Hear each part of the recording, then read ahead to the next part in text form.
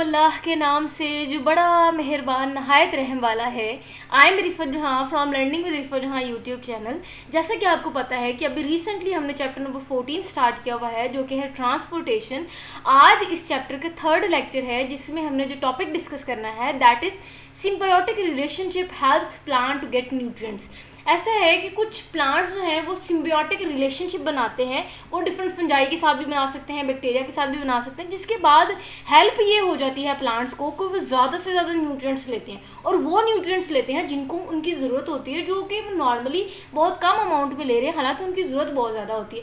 सो वो जो symbiotic relationship है वो प्लांट्स को हेल्प करते हैं कि वो असेंशियल न्यूट्रिएंट जो कि उनको लिमिटेड अमाउंट में प्रोवाइडेड थे वो ज़्यादा से ज़्यादा उसको गेट कर सकें या हासिल कर सकें। समझ आ गई?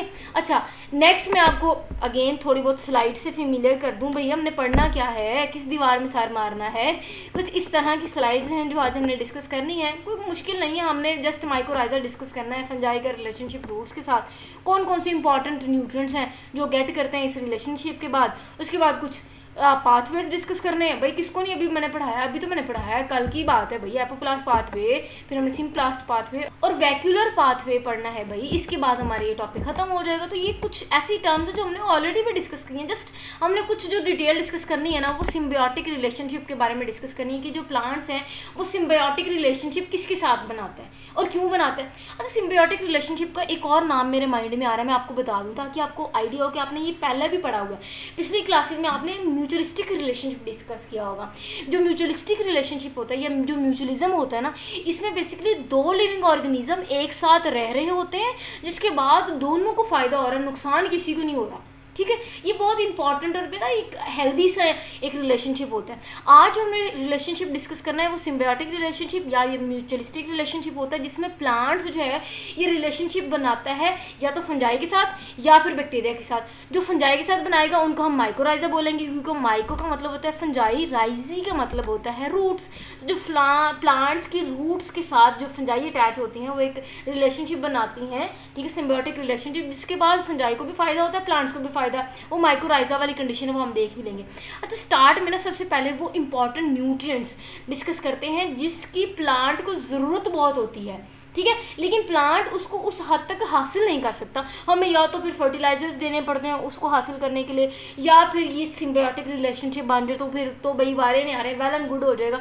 ठीक है, अब ऐसा है कि कुछ ऐसे इंपॉर्टेंट न्यूट्रिएंट्स हैं, ज़रूरी नहीं कि वो सिर्फ नाइट्रोजन हो, लेकिन नाइट्रोजन यहाँ मेंशन किया हुआ है। नाइट्रोजन बहुत इंपॉर्टेंट और एसेंशियल न्यूट्रिएंट है जो कि प्लांट्स को बहुत हद तक चाहिए होते हैं। ना हो तो वो स्टंटेड ग्रोथ हो जाती है। इतनी इंपॉर्टेंट ये है कि अगर ना हो तो ग्रोथ रुक जाती है भाई, अगर उनको नाइट्रोजन ना लेते। ठीक है, तो नाइट्रोजन जो है वो बहुत इंपॉर्टेंट है, लेकिन मसला ये है कि वो प्लांट जो है वो उसको लिमिटेड अमाउंट में हासिल कर रहे होते हैं, क्योंकि ये लिमिटेड अमाउंट में मौजूद होते हैं रॉक पार्टिकल्स में और सॉइल वाटर में। ठीक है, अब बात ये आती है कि अगर सॉइल वाटर में या रॉक पार्टिकल में इनकी अमाउंट लिमिटेड है, तो प्लांट्स को अगर ये लिमिटेड अमाउंट में मिल रहे हैं तो क्या ऐसा किया जाए जिसके बाद इनकी अमाउंट बढ़ जाए, प्लांट्स इनको ज़्यादा से ज़्यादा हासिल करने लग जाए।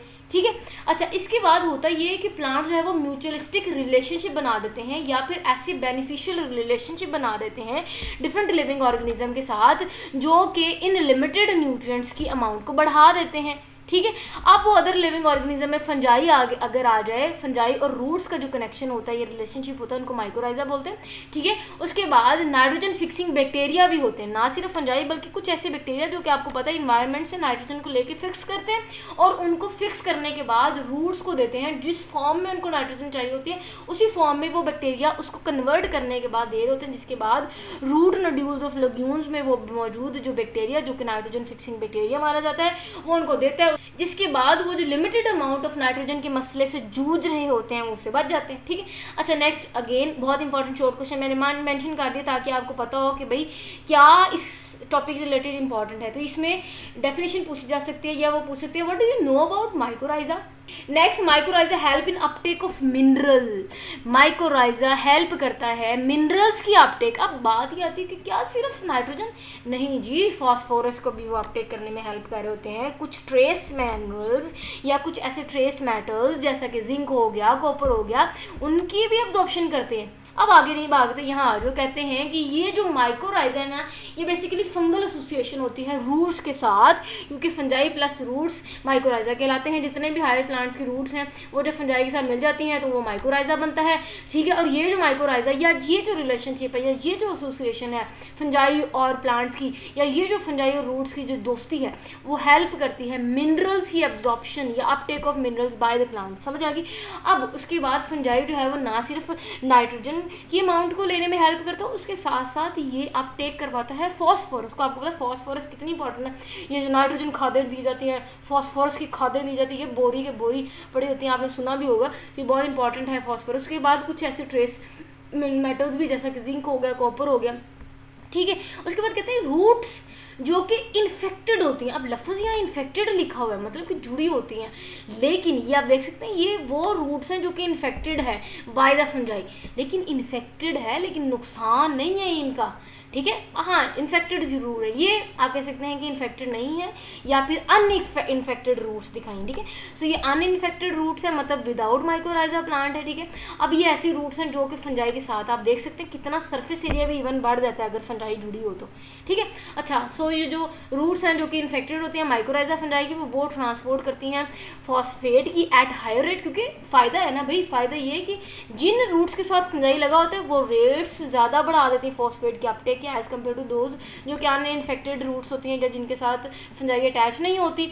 अब बात ये आती है, मैंने आपको स्टार्ट में कहा रिलेशनशिप है भाई, दोनों को फ़ायदा है। म्यूचुअलिस्टिक रिलेशनशिप में दोनों को फ़ायदा है, किसी को नुकसान नहीं है।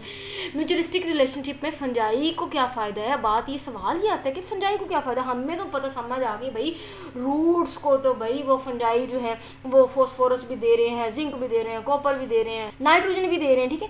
बात आती है कि फंजाई को क्या मिल रहा है, फंजाई को मिल रहा है शुगर, ठीक है। फंजाई को भी खुराक मिल रही होती है रूट से, ऐसा नहीं है, फंजाई भी सोइल से खुराक ले रहे होते हैं। शेल्टर, वही सबसे इंपॉर्टेंट वजह जो है वो ये है कि, या जो फ़ायदा है वो इनको ये कि शेल्टर मिल रहा होता है फ्रॉम द प्लांट्स, ठीक है।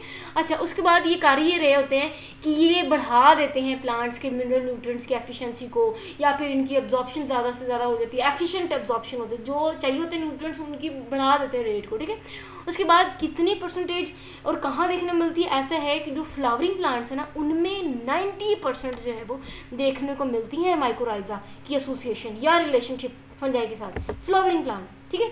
एमसीक्यूज इंपॉर्टेंट है। अच्छा, अब बात आती है uptake of water by roots, कैसे अपटेक होती है। सबसे पहले मैंने आपको बता दिया था, स्ट्रक्चर समझना है आपने। मैकेनिज्म होता है वाटर एब्जॉर्प्शन में, यही हमने रिपीट करना, पहले भी हमने डिस्कस कर लिया था, क्योंकि ये टॉपिक में एब्जॉर्प्शन भी है।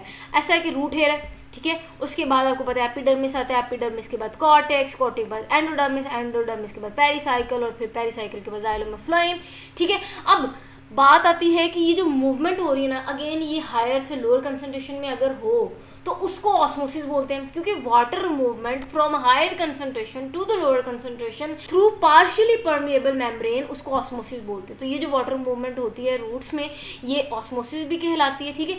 अब आगे कुछ कंडीशंस हैं या कुछ टर्म्स हैं। एंडो ऑस्मोसिस, एंडो का मतलब होता है अंदर, ऑस्मोसिस आपको पता है कि water movement from higher concentration to lower concentration along the, आप कह सकते हैं परमिएबल मेम्ब्रेन, ठीक है। अब एंडो मतलब अंदर, मतलब के वाटर की मूवमेंट अंदर अगर हो इनसाइड तो उसको ऑस्मोसिस बोलते हैं, वो भी स्पेसिफिक ऑस्मोसिस जो होती है वो एंडोऑस्मोसिस। अगर तो आपको पता है कि सेल के बाहर वाटर मूवमेंट हो, मतलब कि सेल के बाहर from higher to lower movement हो, उसको एक्स ऑस्मोसिस बोलते हैं, ठीक है। अच्छा, नेक्स्ट हमने कुछ कंडीशन डिस्कस करनी है। कहते हैं कि जो सेल वॉल है ना एपिडर्मिस सेल्स की, एक तो वो फ्रीली परमिएबल होती है वाटर और मिनरल, मतलब कि वो ये नहीं कि वो नखरे करती कि भाई नहीं मैंने वाटर को नहीं लेना, मिनरल्स को नहीं, वो परमिएबल है, वो फ्रीली परमिएबल, वो वाटर को भी आने देती है, ठीक है। मिनरल्स को कहती है भाई तू भी आ जा। तो ये जो सेल वॉल है, एपिडर्मल सेल्स हैं रूट्स की, ये बड़ी आप जैसे फ्रैंक नेचर के होते हैं। पानी को भी कहते हैं आजा भाई, मिनरल्स को भी कहते हैं आजा भाई, क्योंकि चाहिए भाई, चाहिए प्लांट को, चाहिए।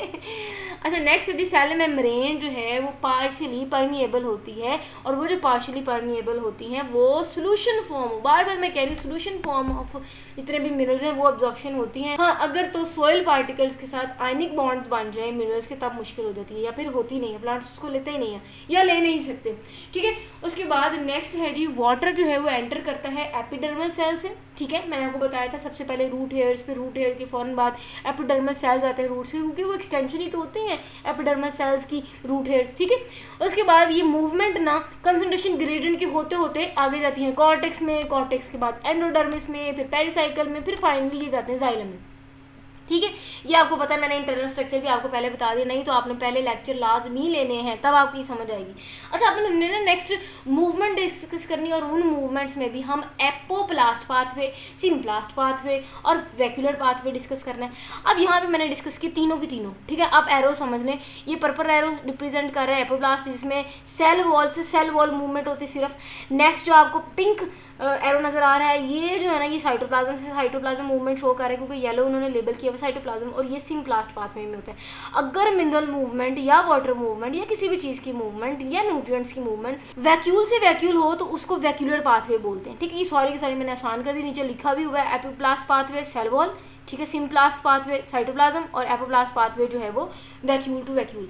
अच्छा, एपोप्लास्ट पाथवे में क्या होता है बेटा, ये इसमें क्या होता है कि आपको पता है, ये अब हमने इसकी डिटेल ऑलरेडी पहले बहुत डिटेल डिस्कस की, इसमें छोटी छोटी बातें डिस्कस करनी, छोटी छोटी बातें, और मैं आपके साथ ये रिवाइज करवा दूँ। आपको पता है कि इसमें क्या था कि एडजेसेंट सेल्स जो है वो जुड़े होते हैं, या फिर आपको पता है कि 2-3 सेल या जितने भी सेल से सेल जुड़ा होता है, उसकी जो एडजेसेंट सेल वो है आपस में मिलती है, मिलने के बाद कनेक्शन बनता है। कनेक्शन ये बनता है कि मूवमेंट देखने को मिलती है मिनरल्स की या मटीरियल की। वो जो मूवमेंट है ना, वो फिर एक मसला ये आता है कि एपोप्लास्ट पाथवे में ना वो डिसकॉन्टिन्यूस हो जाती है। वो डिसकॉन्टिन्यूस किस पॉइंट पे होती है, वो एंडोडर्मिस वाले पॉइंट पे होती है डिसकॉन्टिन्यूस, और वजह ये बनती है जो कैस्पेरियन स्ट्रिप्स लगी होती है ना, वो वजह बनती है। अब जैसे रुकावट आ गई, इसके बाद मूवमेंट सेल वॉल से सेल वॉल नहीं होगी, अब हमें नया पैटर्न देखने को मिलता है, नया पाथवे देखने को मिलता है मूवमेंट का, और वो जो पाथवे होता है वो साइटोप्लाज्म से साइटोप्लाज्म होता है, जिसको हमने सिम्प्लास्ट पाथवे बोला। ये सारी की सारी बातें रिपीट है, ये मैंने आपको मैं बार बार बता रही हूँ, इससे पहले मैंने लेक्चर वीडियो में भी बताया, लेकिन यहाँ भी है तो हम यहाँ भी डिस्कस करेंगे। इसमें बेसिकली साइटोप्लाज्म में मूवमेंट होती है, क्योंकि जो नेबरिंग सेल्स होते हैं वो जुड़े हुए होते हैं, और उनके जो कनेक्शन होता है उसके बाद उनकी मूवमेंट साइटोप्लाज्म से साइटोप्लाज्म, और इनमें हेल्प करती है प्लाज्मोडेस्माटा। प्लाज्मोडेस्माटा बेसिकली ऐसा जंक्शन है या फिर ऐसी कनेक्शन है जो कि दो सेल्स को आपस में मिलाता है, ठीक है, या फिर दो साइटोप्लाज्म को स्पेसिफिकली आपस में मिलाता है, ठीक है। सो दो साइटोप्लाज्म आपस में इस पॉइंट से जुड़े होते हैं, तो यहाँ से जो है वो मूवमेंट गुजर रही होती है या फिर हेल्प करती हैं इनको मूवमेंट में। उसके बाद ये साइटोप्लाज्मिक जो है वो मूवमेंट हमें देखने को मिलती है एडजेसेंट सेल्स वॉल में। अच्छा, उसके बाद ये है कि साइटोप्लाज्म में आपको पता है कि सेल मेम्ब्रेन्स हैं, हमने कहा जो प्लाज्मोडेस्माटा उसको हेल्प कर रहा होता है। जितनी भी मूवमेंट है हम कहते हैं वो पार्शियली परमिएबल मेम्ब्रेन होती है, मतलब कि जितनी भी सेल मेम्ब्रेन है वो पार्शियली परमिएबल है, लेकिन साइटोप्लाज्म से इसकी मूवमेंट होती है, और ये मूवमेंट सिम्प्लास्ट पाथवे, जस्ट आपने साइटोप्लाज्म वाला वर्ड माइंड में रखना है, ठीक है। और हाँ, प्लाज्मोडेस्माटा भी रख लीजिए क्योंकि वो हेल्प करता है। नेक्स्ट वैक्यूलर पाथवे, इसमें जस्ट आपने वैक्यूल टू वैक्यूल, ये दो लफ्ज़ अगर आप माइंड में रखें तो आपको ये पूरा का पूरा पॉइंट बहुत आसान हो जाएगा। ऐसा है कि इस पाथवे में वाटर मूवमेंट होती है, या मिनरल मूवमेंट होती है, या न्यूट्रिएंट्स की मूवमेंट होती है, या मटेरियल की मूवमेंट होती है। मैं बार बार बता रही हूँ, किसी भी मूवमेंट को, स्पेसिफिकली वाटर मूवमेंट की बात करें हम यहाँ, क्योंकि जाइलम की बात हो रही, ठीक है। अच्छा, जाइलम में क्या होता है कि इसमें क्या होता है कि जो वाटर मूवमेंट हमें देखने को मिलती है, ये वैक्यूल टू वैक्यूल मूवमेंट होती है। जो नेबरिंग सेल्स है ना आपस में, वो वैक्यूल टू वैक्यूल जब जुड़ते हैं, ठीक है। अब वैक्यूल टू वैक्यूल मूवमेंट में जो ऑस्मोसिस देखने को मिलती है, आपको पता है higher to lower concentration across the membrane या थ्रू सेल मेम्ब्रेन, वो वैक्यूल टू वैक्यूल है, इसलिए उस पाथवे को हम वैक्यूलर पाथवे बोलते हैं, ठीक है। अब वाटर मूव पैसिवली डाउन अ कंसंट्रेशन ग्रेडियंट, इसमें डाउन मूवमेंट होती है। So this is all for today, यही था हमारा आज का लेक्चर। आई होप आपको बहुत अच्छे से समझ आई होगी, ये मुझे लग रहा है। लेकिन अगर आपको नहीं लगी, कमेंट सेक्शन में आपने ज़रूर क्वेश्चन पूछने हैं। अगर आपको समझ लगी तो आपने अप्रिशिएट करने के लिए फीडबैक लाजमी दिया करना कि मैम हमें बहुत अच्छी समझ आएगी। लेकिन अगर आपको चेंजेस चाहते हैं तो वो भी आप मुझे राय भी अपनी दे सकते हैं कमेंट सेक्शन में। लास्ट में मैं ये लाजमी कहती हूँ कि अगर आपने मुझे अप्रिशिएट करना है, मोटिवेट करना है, आप चैनल को लाजमी सब्सक्राइब कीजिएगा जाते जाते, क्योंकि उससे ये होगा कि ना सिर्फ आपको इस चैनल रिलेटेड जितनी भी न्यू नोटिफिकेशन होगी वो भी बर वक्त मिल जाएंगी, क्योंकि आपने चैनल को सब्सक्राइब करने के साथ साथ मुझे पता है बेल आइकन भी प्रेस कर देनी है। अच्छा खैर, हाँ, दोस्तों के साथ भी लाजमी शेयर कीजिएगा, अपने कजन्स के साथ भी शेयर कीजिएगा, चाचा मामा ताई जितनी बहन भाई हैं आपके इर्द गिर्द जो कि पढ़ रहे हैं फर्स्ट ईयर में, उनके साथ शेयर कीजिएगा। जोक्स अपार्ट, अपना बहुत सारा ख्याल रखिएगा। नेक्स्ट टॉपिक तक मुझे दीजिए इजाज़त। स्टे कनेक्टेड एंड अल्लाह हाफिज़।